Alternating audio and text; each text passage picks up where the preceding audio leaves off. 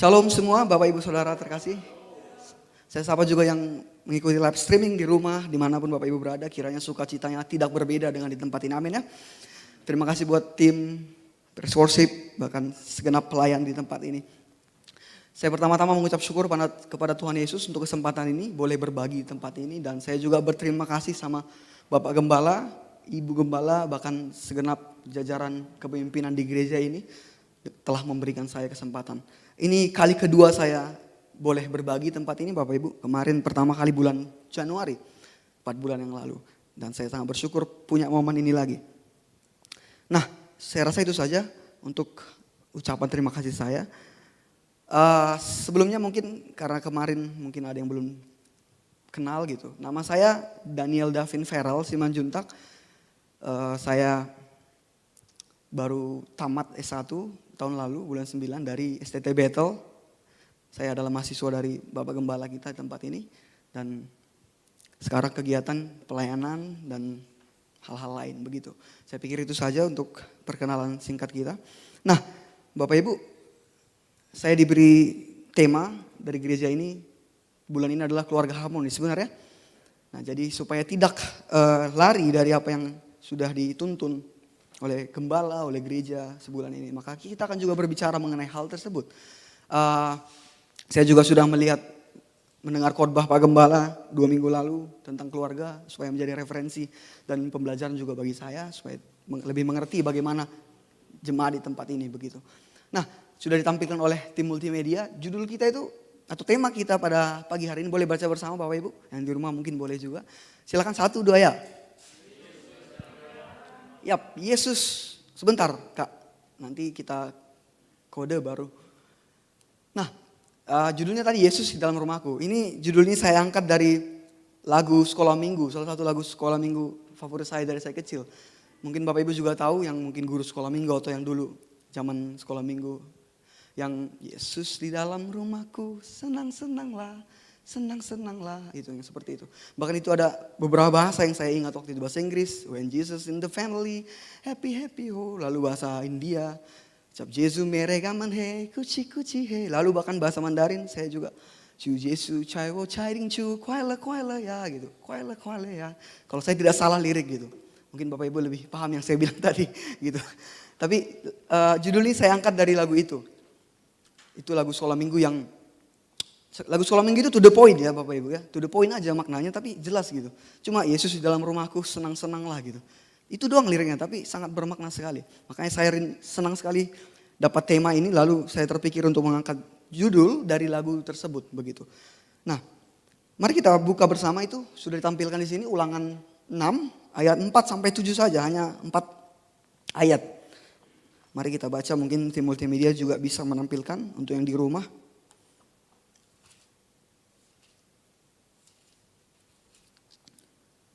Ulangan 6 ayat 4 sampai 7. Mari, sudah dapat amin ya? Saya baca yang pertama, ayat keempat lalu Bapak Ibu secara responsorian di rumah juga bisa mengikuti. Ulangan 6 ayat 4 sampai 7 firman Tuhan ayat 4, dengarlah hai orang Israel, Tuhan itu Allah kita, Tuhan itu Esa. Boleh ayat 5?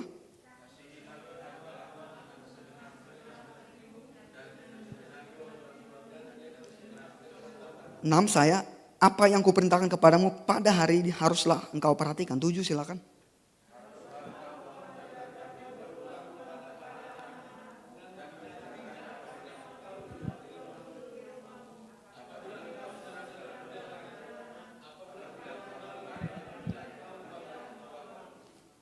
Amin ya.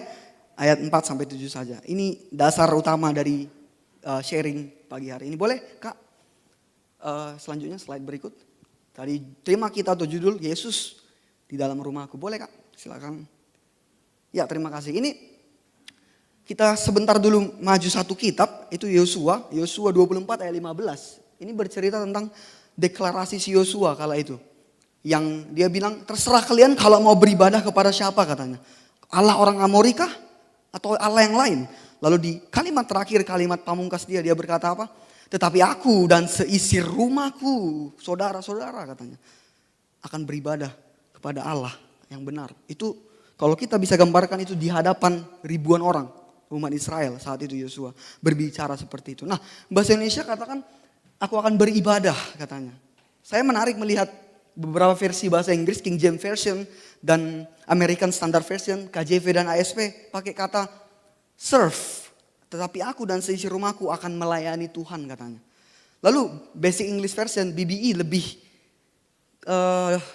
mengena lagi gitu, lebih dalam lagi. Tetapi aku dan seisi rumahku akan menjadi hamba Tuhan katanya. Hamba Tuhan, to be servant. Tadi serve, lalu BBE bilang be the servant gitu. Saya sedang tidak membandingkan mana yang lebih baik, terjemahan mana. Tapi maksud saya untuk referensi kita begitu terjemahannya. Bahasa Indonesia boleh beribadah kepada Tuhan, tidak masalah. Lalu bahasa Inggris kita ditekankan lagi serve katanya, melayani. Lalu BBE, be the servant, lebih lagi menjadi hamba katanya, seperti itu. Nah jadi itu untuk sekedar sharing kita tentang kata beribadah Bapak Ibu. Boleh Kak, klik. Nah mari kita perhatikan di sini, ini hal yang menarik yang pertama saya catat. Masih tetap judul yang di atas sama, tetapi aku dan seisi rumahku akan beribadah kepada Tuhan, kata Yosua. Dia sedang mendeklarasikan hal tersebut kepada segenap bangsa Israel yang dipimpinnya. Karena dia melihat mulai ada yang mau beribadah kepada Allah-Allah yang tidak jelas. Kata Yosua pada kala itu. Kemudian kemudian saya mencatat di sini, Bapak Ibu bisa perhatikan di slide di dekat Bapak Ibu. Saya katakan ini hal esensial bagi sosok Bapak. Seperti para bapak-bapak di tempat ini. Sosok ayah seperti itu. Nah saya bacakan. Yosua adalah pemimpin bagi bangsa Israel kala itu. Kita tahu bersama hal itu ya. Tapi yang tidak boleh kita ketinggalan untuk catat dan garis bawahi adalah dia juga seorang ayah, benar ya? Dia seorang bapak dari anak-anaknya, seorang suami dari istrinya. Saya tidak bilang istri-istrinya karena bahaya ya. Kalau sempat saya bilang seperti itu. Nah jadi yang tidak boleh ketinggalan adalah beliau juga seorang bapak. Seorang ayah. Nah saya catat di bawah dengan dia mendeklarasikan hal tadi yaitu tetapi aku dan seisi rumahku akan beribadah kepada Tuhan. Dengan Joshua mendeklarasikan hal tersebut di hadapan bangsanya, itu berbicara mengenai konteks atau lingkup yang lebih luas daripada sekedar keluarga begitu. Dengan dia menyatakan hal tersebut, dengan dia bisa menyatakan hal tersebut di depan bangsanya yang begitu luas dan banyak. Maka saya mau katakan dia telah terlebih dahulu menjalankan itu atau menghidupi itu di tengah keluarganya. Kenapa saya berani mengatakan ini? Karena begini, sederhananya logika kita saja. Kalau Yosua tidak menjalankan itu di tengah keluarganya, minimal tetangga dia akan tahu. Apaan sok-sok mendeklarasikan di tengah bangsa mau ibadah sama Tuhan. Mereka saja begini. Dia saja begini kepada istrinya. Dia saja begitu kepada anaknya. Istri saja tidak hormat pada dirinya. Minimal tetangga terdekat akan tahu. Kalau enggak tetangga, bahkan mungkin keluarganya sendiri bisa membongkar aibnya. Dia di rumah suka mukul aku, kata istrinya mungkin sama istri-istri teman-temannya. Istri teman-teman tetangga dan sebagainya. Atau mungkin anaknya apa-apa jahat, mungkin seperti itu. Kita sering mendapati keluarga seperti itu yang anak-anaknya bercerita kepada teman-temannya apa-apa aku gini, jahat gitu. Nah dengan Yosua berani berkata seperti itu di depan banyak saksi ribuan orang. Maka kita dapat simpulkan dia sudah begitu di dalam keluarganya. Sudah melaksanakan apa yang dideklarasikannya kepada bangsa tersebut. Apa itu? Beribadah atau melayani atau menjadi hamba bagi Tuhan katanya. Tetapi aku dan seisi rumahku akan beribadah kepada Tuhan. Makanya saya bilang ini hal esensi, ini hal penting bagi Bapak. Karena dimulai dari Bapak atau ayah atau kepala rumah tangga. Boleh Kak klik? Nah, tadi yang kita baca Ulangan 4 ayat 7. Lalu kita maju dikit ke Yosua. Nah, saya mau katakan begini. Yosua dengan mengatakan seperti itu. Maka kita dapat simpulkan bahwa dia punya pemahaman yang sangat utuh tentang ulangan yang kita baca tadi. Ulangan 6 ayat 4 sampai 7. Beliau Yosua ini punya pemahaman yang utuh tentang itu. Apa saja pemahaman yang Yosua miliki tentang ayat tersebut. Yang pagi hari ini juga harus kita miliki bersama. Mari kita perhatikan Bapak Ibu. Yang pertama, Shema itu ayat 4, dengarkanlah gitu. Bahasa Ibrani Shema Israel katanya. Dengarkanlah hai Israel kata Joshua. Kata Musa kala itu bukan Joshua. Terus boleh Kak yang pertama itu ayat 4. Ya, hanya ada satu Allah. Itu yang Shema itu atau Musa tekankan. yaitu Allah yang Esa. Maka ayat ini mau mengajak kita untuk ketahuilah itu. Ketahui apa? Hanya ada satu. Allah yang benar, Allah yang Esa. Maka setelah mengetahui apa? Mari kita kenal. Jangan cuma tahu. Kalau tahu saja banyak yang tahu. Kamu tahu Yesus? Tahu, saya tahu Yesus. Dia orang Nazaret, dia mati disalibkan. Ya, kamu kenal dia, percaya dia? Tidak. Banyak orang begitu. Tapi mari setelah kita tahu hanya ada satu Allah, mari kita kenal. Itu yang diajak dari ayat 4. Boleh klik? Nah kemudian di ayat berikutnya, ayat 5. Ini lebih banyak penjabarannya. Kasihilah dengan segenap apa saja. Yang pertama dikatakan hati. Maka biarlah hati Bapak, Ibu dan saya tempat ini terpaut. Hanya kepada Allah yang satu yang dibahas di ayat 4. Allah yang Esa itu. Hati. Lalu kemudian apa? Jiwa. Kasihlah Tuhan Allah dengan segenap hati dan jiwa yang kedua. Nah maka biarlah kita diajak. Kita didorong untuk. Biarlah jiwa kita hanya kita serahkan kepada dia begitu. Bukan kepada hal lain. Mungkin perjanjian-perjanjian dengan ilmu-ilmu lain. Kita menyerahkan jiwa kita untuk menjadikan bayaran atau apa. Tidak. Biarlah kepada Tuhan saja. Itu yang diajak, dimaksud, dituntut di ayat 5. Kemudian yang berikutnya mengasihi dengan apa? Dengan kekuatan. Kan dikatakan kasihlah Tuhan Allah dengan hati, segenap hati, jiwa dan kekuatan. Nah maka ini berbicara tadi hati dan jiwa mungkin sesuatu yang bagi kita agak abstrak begitu. Maka ditegaskan di poin ketiga atau di hal ketiga dengan kekuatan. Maka ini berbicara tentang hal yang nampak di muka atau di kasat mata begitu.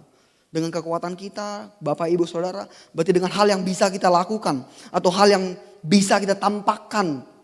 Bahkan bisa nampak bagi orang sekitar kita bahwa kita mengasihi Tuhan dengan segenap kekuatan Bapak, Ibu, dan saya di tempat ini. Amin ya. Kita diajak atau harus hidup seperti itu. Kira-kira dalam bagian ayat 5 ini. Kemudian yang keempat ada akal budi. Dikatakan memikirkan semua yang berkenan di hadapan Tuhan. Ada Paulus pernah tulis pikirkanlah semuanya itu katanya. Yang indah, yang manis didengar, yang berkenan di hadapan Tuhan. Maka saya catat ini ke sebelah kan dikit. Nah, yang keempat itu memang tidak dicatat di Ulangan 6 ayat 4 ayat 5. Tapi itu ditegaskan Yesus sebagai Allah itu sendiri yang menjadi manusia. Dia menegaskan di Matius 22 ayat 37. Katanya dengan akal budi katanya. Itu menandakan bahwa kita bukan orang beragama yang aku percaya tapi kemudian apakah kamu mengerti? Tidak. Aku tidak mengerti. Tapi Yesus menuntut akal budi Bapak Ibu. Sesuatu hal yang di pikiran kita, di akal kita, di logika kita. Maka Yesus menegaskan hal ini. Boleh Kak, silakan. Nah, di sini tadi kemudian kita apa? Kemudian di ayat 7 sudah kita baca tadi dikatakan ajarkanlah itu katanya. Ajarkanlah itu katanya. Saya catat di sini, boleh kita lihat bersama. Katanya ajarkan kepada anak-anak. Saat bangun, berbaring, duduk, berjalan. Tapi saya mau katakan dibuka kurung.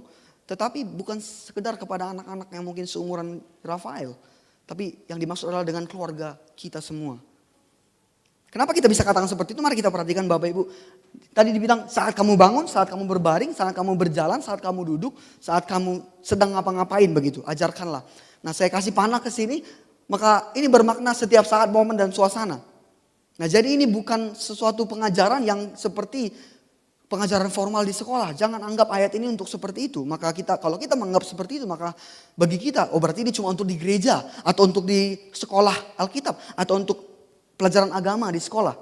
Karena pakai kata ajarkanlah. Tapi karena ada penekanan saat kamu bangun, saat kamu berjalan, saat kamu tidur, bahkan berbaring dibilang. Lagi bobo-bobo, lagi santai, ajarkan katanya. Maka ini menunjukkan bukan pengajaran yang harus melulu formal. Tapi melainkan berbicara tentang mengajarkannya dengan kehangatan. Bahkan intimasi daripada keluarga Bapak, Ibu, dan saya. Maka dengan kita mengerti itu, kita tidak menganggap kalau anak kita mau belajar tentang Tuhan harus di sekolahnya. Atau di gereja saja, di rumah bukan itu. Bukan seperti itu, maka kita akan mengerti bahwa hal ini bukan hal seperti itu. Melainkan mengajarkan dalam kehangatan keluarga. Dalam intimasi daripada keluarga Bapak, Ibu, dan Saudara dan saya. Saat kan dibilang jelas saat duduk, mungkin lagi minum kopi, teh bersama anak atau istri pagi hari. Di-sharingkan, didiskusikan. Jadi jangan berpikir karena pakai kata ajarkanlah jadi hanya berstatus guru dan murid. yang boleh melakukan ini, bukan. Suami istri, anak-anak di rumah yang sedang ngumpul-ngumpul santai, bersantai-santai saja, sharing-sharing, bercanda tawa gitu. Ingatkan hal ini, bawa hal ini, diskusi. Mungkin tentang satu hal atau dua hal di firman Tuhan, begitu. Kemudian boleh klik Kak.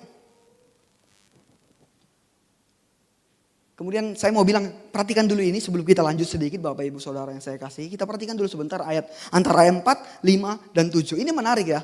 Tidak sebuah kesalahan atau kebetulan atau ketidaksengajaan maka dicatat seperti ini. Terlebih dahulu katanya, dengarkanlah. Allah itu satu. Tadi ayat 4, Allah itu Esa. Kemudian habis kenal, habis tahu Allah itu Esa, lalu katanya kasihilah. Dengan ini, hati, pikiran kita sudah baca tadi. Maka itu ayat 4 dan 5. Nah ini sudah di zoom oleh kakak multimedia. Lalu dibilang mengenal, mengasihi dengan hati, jiwa, perbuatan. Kemudian taat dengan nyata gitu, tindakan yang nyata. Lalu bahkan menghidupi firman itu. Kemudian di bawah, di ayat 7. Baru kemudian apa?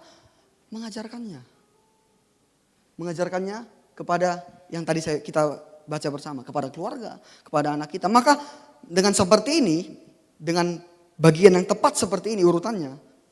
Maka kita saat mengajarkannya kepada keluarga kita, kepada suami kah, kepada istri kah, kepada anak, maka kita bukan sedang omong kosong. Karena kalau kita tidak melakukan yang di atas dulu, ayat 4 dan ayat 5, terlebih dahulu itu, maka langsung mengajarkan, maaf kita itu omong kosong. Kamu harus gini ya, kamu harus gini ya, tapi dia tidak.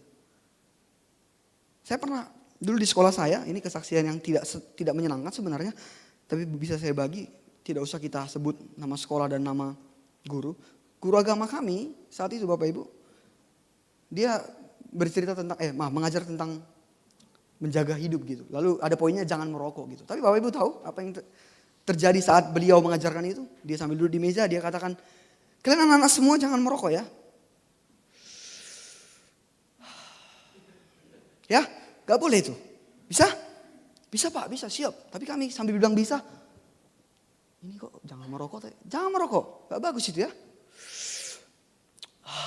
Keluar fasa begitu. Kami heran melihatnya, tapi karena guru kami ya gak mungkin kami berontak gitu. Ya iya Pak gitu. Kami ikutilah yang dibilangnya, jangan ikuti perbuatan, mungkin gitulah di otak kami kemarin. Tapi begitu kan sangat-sangat miris sekali. Maka kalau kita seperti itu, kalau kita tidak seperti ini maka kita akan menjadi orang-orang, menjadi orang tua atau menjadi suami atau menjadi istri atau menjadi orang-orang Kristen yang seperti itu. Kamu jangan apa ya, tapi seperti tadi, kamu jangan merokok ya. Di depan kami dia mengisap. Kok tadi pas pulang terserah dia mungkin kami gak lihat gitu. Ini pas di kelas pas lagi bahas itu Bapak Ibu. Kalian jangan merokok, gak boleh ya anak-anak ya. Dengar Bapak. Ya sedap. Itu suatu hal yang miris sekali saya lihat. Saya sangat menanamkan hal itu sampai hari ini, saya gak lupa itu. Padahal saya SMA kemarin belum ada niat mau sekolah teologi. Belum ada waktu itu. Nah begitu, ini yang harus kita perhatikan Bapak Ibu. Maka kita tidak NATO. Apa itu NATO? No action. Talk only. Kalau kita sudah duluan menghidupi ayat 4, ayat 5, mengenal Allah itu Esa, kemudian mengasihinya, taat dengan perbuatan yang nyata, lalu barulah Bapak Ibu dengan percaya diri mengajarkannya kepada keturunan kita, Bapak Ibu, kepada anak, kepada cucu. Maka mereka juga akan melihat, oh oma memang begitu hidupnya, makanya dia ngomong begitu. Oh kakek memang begitu, oh papaku memang begitu hidupnya, makanya dia ngomong gitu sama aku. Percayalah Bapak Ibu, kalau anak kita, saya juga pernah jadi anak kecil tapi belum pernah jadi orang tua gitu. Kalau anak kita, kalau anak-anak kita bilang begini tapi dia lihat kita gak begitu. Dia memang manggut, iya Pak. Tapi dia disimpannya sampai dia besar. Papaku bilang jangan merokok tapi dia selalu merokok di rumah. Begitu contohnya. Itu anak-anak. Karena saya juga pernah begitu, orang tua saya, maksudnya ada orang tua saya lihat begitu. Nah maka hal ini harus kita perhatikan sebelum kita lanjut. Maka perhatikanlah urutan tersebut bukan hal yang tidak disengaja. Atau asal-asal dibuat oleh Musa kala itu. Tapi menandakan lakukan dulu baru ajarkan kepada mereka. Kepada seisi rumahmu, kepada anak-anakmu dan seterusnya. Boleh Kak klik? Kemudian, tadi saya bilang sebelum kita lanjut. Nah sekarang sudah mengerti tadi urutannya, lakukan dulu baru ajarkan. Maka kita masuk ke pertanyaan, mengapa rupanya ini penting? Bapak Ibu, Saudara yang saya kasih dan yang di rumah. Mengapa ini penting? Nah saya mau katakan begini. Boleh mungkin bro saya tutur boleh baca yang hitam ini?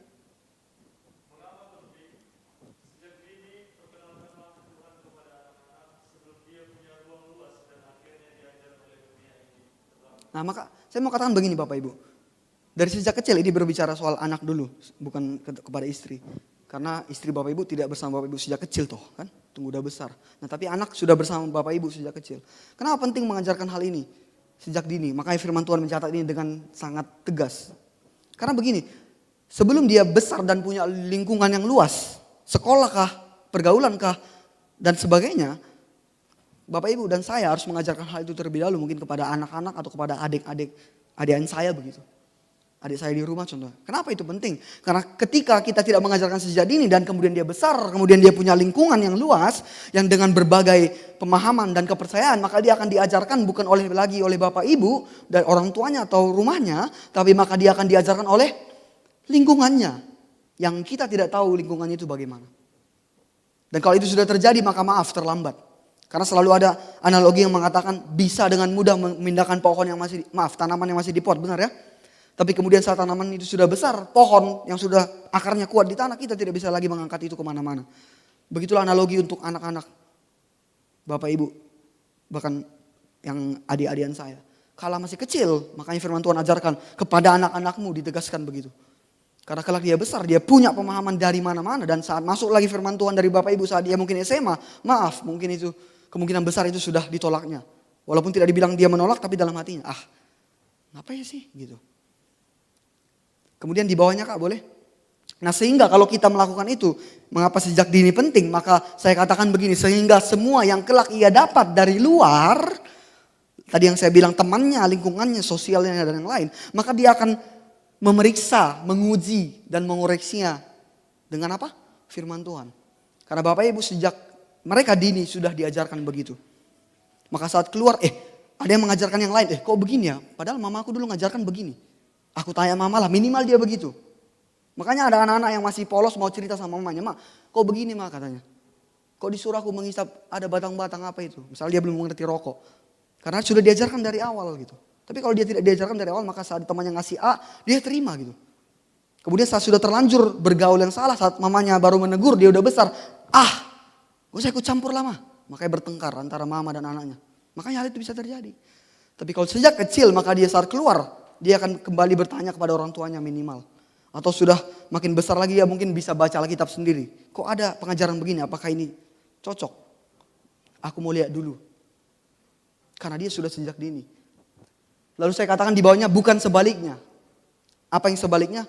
Kalau kita tidak melakukan ini sejak misalnya anak-anak kita dini, maka atau adik-adik kita dini, maka yang terjadi sebaliknya Bapak Ibu. Apa itu sebaliknya? Maka setiap pengajaran firman Tuhan yang didengarnya kemudian bukan dari keluarganya, saat dia sudah besar mungkin di luar sana, maka dia akan mengujinya dengan pengetahuan yang dia dapat bukan dari firman Tuhan. Itu yang banyak dialami di zaman sekarang. Orang-orang yang terlalu cerdas, mungkin bahkan dididik firman Tuhan pas kecil tapi tidak mempan saat besar. Nah itu saja sudah kecil dididik masih gak mempan, apalagi yang tidak pernah dididik. Maka dia yang karena dia terlalu cerdas, maka kalau Alkitab bilang A, misalnya sederhananya, manusia yang menciptakannya siapa? Tuhan. Misalnya Alkitab bilang itu, maka karena dia cerdas, dia mendapati pendidikan dari luar Alkitab, tidak pernah dari Alkitab, dia akan berkata bukan. Sains berkata evolusi Bung. Sains berkata kita ini dari kera. Maka dia akan menguji firman Tuhan yang mengatakan manusia ciptaan Tuhan, dia akan uji itu dengan pengetahuannya di luar. Itu terjadi sebaliknya. Tapi kalau dia dari kecil sudah firman Tuhan, dari bapak ibu, orang tuanya, dari keluarganya. Maka saat dia mendengar, menurut sains manusia dari kera, maka dia akan kembali ke firman. Atau minimal ke orang tuanya, atau minimal ke orang tua rohaninya. Kok begitu Pak dibilang? Ke orang tua, maaf, kok manusia dari kera dibilang? Bukannya firman Tuhan bilang Adam Hawa diciptakan Tuhan, oleh tangan Tuhan. Maka dia akan menguji begitu. Jangan sampai dia menguji terbalik. Dia dengar firman A, dia uji dengan pengetahuannya di luar. Nah itu yang bahaya, maka itu saya katakan sudah terlambat. Nah ini yang saya puji Tuhan yang saya dapati dari orang tua saya. Sejak saya kecil dulu saya diajar sekolah minggu, saya diajar baca Alkitab bersama di rumah. Begitu. Saya sangat berharga hal itu bagi saya semenjak masa-masa kecil saya. Mereka berdua sangat memperhatikan saya apakah bagaimana kehidupan saya dengan aspek-aspek rohani seperti itu. Ibadah saya, sekolah minggu saya, dan sebagainya. Mungkin orang tua saya juga sedang di rumah ikuti ibadah ini karena mama saya lagi sakit. Jadi dia tidak bisa ibadah onsite. Dia bilang dia mau ikut ibadah ini mungkin mama saya di situ. Dan saya sangat bersyukur orang tua saya begitu sejak saya kecil. Saya nggak tahu, mungkin saya nggak begini kalau tidak begitu mereka saat itu. Mungkin saya sudah di luar sana, entah menjadi apa gitu. Tapi karena dari kecil, dari saya nggak ngerti apa-apa, mereka ajarkan hanya firman Tuhan gitu. Itu orang tua saya, walaupun mereka mungkin pernah juga bertengkar, ya pasti bertengkar lah ya orang tua ya. Saya juga pernah jadi saksi mereka bertengkar, tapi ya itu lumrah. Tapi mereka mengajarkan itu sejak kecil. Kami dulu cuma bertiga sebelum adik saya datang saat usia saya 8 tahun. Jauh jarak kami dengan adik saya, kami cuma berdua. Jadi selama kami bertiga sampai saya umur 8 tahun, kami selalu begitu. Saya ingat sekali hal itu gitu. Berdoa sebelum tidur bersama bertiga, walaupun kami dulu tidak orang kaya, rumah jelek gitu di Jakarta, rumah ngontrak dan sebagainya. Tapi kami punya keintiman dan kedekatan dengan Tuhan seperti itu. Makanya saya sangat mensyukuri hal itu. Maaf Bapak Ibu, saya menyampaikan ini bukan merasa saya sudah lebih hebat mendidik anak. Saya bahkan belum punya anak, belum menikah. Saya tahu Bapak Ibu lebih senior dari saya, lebih berpengalaman. Tapi saya hanya berbagi pengalaman dari orang tua saya saat itu gitu. Jadi jangan pikir, kamu aja belum punya anak gitu. Maaf, saya memang belum punya anak. Saya hanya berbagi, menyaksikan dari orang tua saya kemarin. Makanya saya berani ngomong seperti itu begitu. Ngomong seperti ini begitu. Nah makanya ini penting. Kalau enggak nanti terbalik, maka dia akan diajarkan dunia, maka tidak mau lagi dengar ini. Apapun yang Bapak Ibu bilang nanti, yang keluarganya bilang, ilmu yang ini bilang ini, pengetahuan ini bilang ini gak jelas ini katanya. Makanya banyak orang mungkin jadi ateis dan sebagainya. Kira-kira begitu. Mari Kak, klik. Nah kira-kira kalau kita mau jadikan step-step gitu, walaupun tidak step, pasti kali tidak seperti langkah-langkah membuat bakwan, tidak juga. Tapi kalau mau dijadikan langkah-langkah kira-kira seperti ini. Maka step pertama, step 1 dikatakan kenali Tuhan, kasih Tuhan, hidup firman Tuhan. Itu dimulai dari kita, ayat 4, ayat 5. Amin ya. Kemudian di step 2-nya boleh Kak, barulah ajarkan kepada anak-anak atau keluarga kita. Supaya tadi tidak omong kosong. Atau tidak kemudian kita dihakimi anak kita sendiri. Atau keluarga kita sendiri, bapak aja gitu katanya. Saat dia sudah besar nanti gitu. Itu yang kedua. Setelah kenali, lakukan firman, lalu kita bisa ajarkan kepada keluarga kita, istri, suami, anak-anak, adik-adik kita, abang-abang kita dan sebagainya. Kemudian yang terakhir, yang ketiga, maka mereka akan menghidupinya dan kemudian ini menjadi siklus. Maka mereka akan mengajarkannya kembali kelak mereka sudah menikah, ke anak, ke cucu. Maka kemudian, boleh Kak ke atas sedikit? Sudah yang ketiga ini terjadi, maka apa kata Mazmur 37 ayat 25? Bukankah Mazmur 37 25 berkata bahwa orang benar dan anak cucunya tidak akan pernah ditinggalkan Tuhan? Amin ya. Karena yang tiga ini, kita hidupi dulu sebagai orang yang sudah dewasa terlebih dahulu. Lalu ajarkan ke anak-anak kita. Lalu mereka kelak sudah siap menikah dan membangun rumah tangga. Mereka juga akan mengajarkan hal tersebut kepada anak-anaknya. Maka Mazmur 37 ayat 25 berkata apa Bapak Ibu? Maka orang benar, Daud berkata, dulu aku muda dan sekarang menjadi tua. Tetapi tidak pernah aku lihat orang benar ditinggalkan oleh Tuhan. Dan anak cucunya meminta-minta roti. Inilah karena kita menghidupi hal yang tiga ini. Step yang pertama, kedua, dan ketiga. Maka pemazmur berkata, kita orang benar di hadapan Tuhan tidak akan pernah ditinggalkannya. Dan anak cucu kita juga tidak akan pernah ditinggalkan Tuhan. Bahkan sampai mengemis-ngemis meminta roti, meminta makanan begitu. Mari bersama kita pahami Bapak Ibu. Dari ayat-ayat yang sudah kita bagi bersama ini. Boleh Kak? Ya terima kasih Kak. Maka dengan beginilah. Maka Tuhan Yesus hadir di dalam rumah kita Bapak Ibu. Jesus in my house, in our family. Dengan begini, dengan yang sudah kita bahas dari tadi, maka dengan itu bisa kita nyatakan atau firman Tuhan menyatakan saat itulah Tuhan benar-benar ada di rumah kita. Amin ya.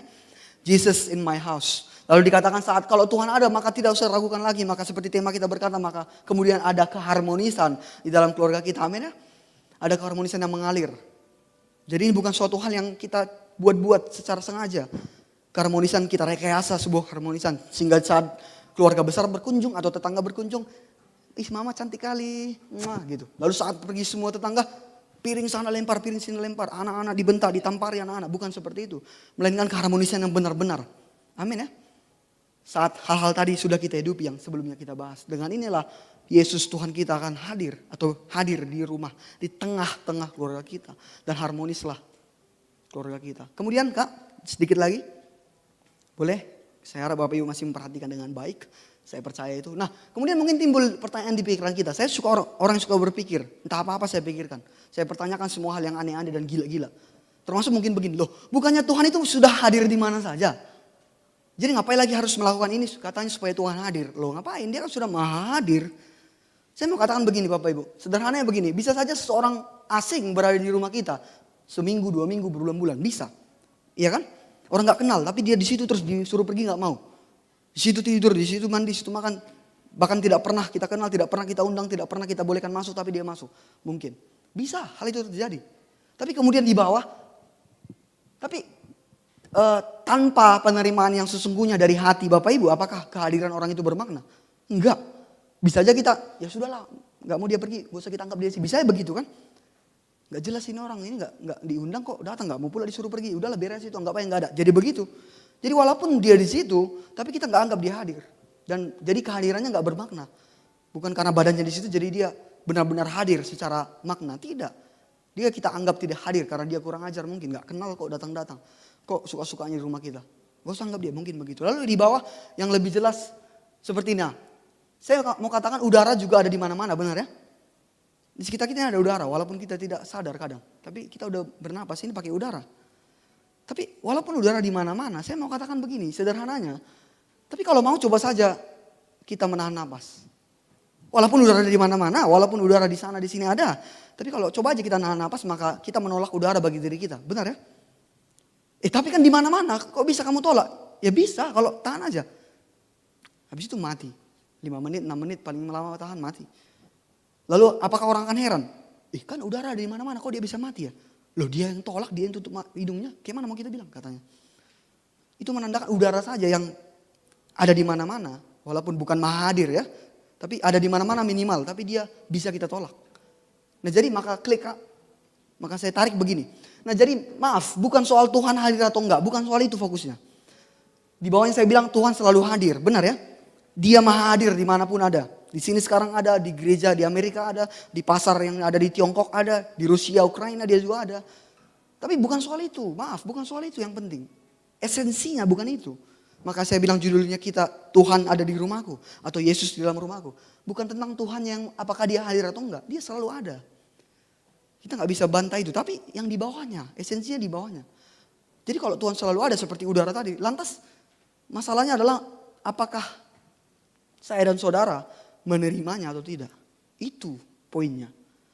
Sama kayak udara tadi, sederhananya begitu udara. Udara di mana-mana, tapi kok ada orang yang mau tolak, mati dia. Padahal udara di mana-mana loh. Kok bisa ditolak gitu. Kita nggak perlu cari tempat yang ada udara, nggak perlu. Jangan mana-mana jalan ada udara. Hebat sekali, enak sekali, tapi bisa aja ditolak kalau mau. Nah apalagi soal ini, Tuhan hadir di mana saja, jangan pertanyakan itu. Tapi yang harus dipertanyakan masing-masing kita adalah apakah saya menerimanya, kehadirannya itu, atau saya menolaknya.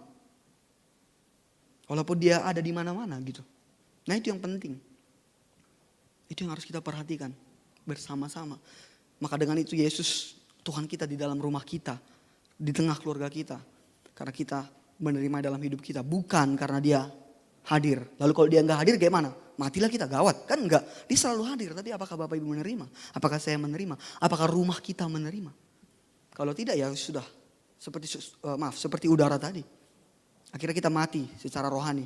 Kemudian mati binasa kekal. Begitu kira-kira. Nah yang terakhir saya tutup di sini. Saya sudah sekitar 35 menit. Seperti waktu yang diberikan. Terakhir saya punya kalimat. Kita tutup dengan kalimat ini bersama-sama. Boleh Bapak Ibu saya minta tolong untuk bacakan bersama. Mari 1, 2 ya.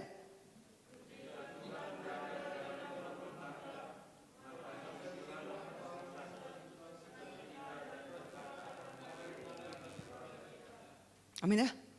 Bapak Ibu saat kita yang menghidupi yang tadi, ulangan Yesua 24. Maka Tuhan akan hadir di tengah-tengah keluarga kita. Amin ya. Maka kalau Tuhan sudah hadir apa? Maka keharmonisan akan ada di tengah keluarga Bapak Ibu dan saya. Maka sukacita akan ada. Nah kalau keharmonisan sudah ada, kalau keharmonisan sudah ada di kita, maka Mazmur 133 berkata apa? Bukankah kerukunan itu membawa berkat seperti dari Bukit Hermon, Gunung Sion ke Bukit Hermon? Seperti minyak yang mengalir dari janggut ke jubah Harun. Maka kesanalah Tuhan akan apa? Memerintahkan berkat-berkat di tengah keluarga Bapak Ibu. Karena kita harmonis, karena kita rukun. Itu sudah firman Tuhan. Saya baca sekali lagi terakhir. Ketika Tuhan berada di dalam rumah kita, rumah Bapak Ibu, Saudara dan saya. Maka disitulah keharmonisan, sukacita. Maka kalau sudah harmonis, maka Mazmur 133 berkata, maka Tuhan akan memerintahkan. Dan berkat akan mengalir di tengah-tengah keluarga kita. Amin ya. Bapak Ibu. Demikian firman Tuhan yang bisa kita bagi bersama. Terima kasih banyak untuk perhatian Bapak Ibu. Bahkan yang di rumah juga saya ucapkan puji Tuhan.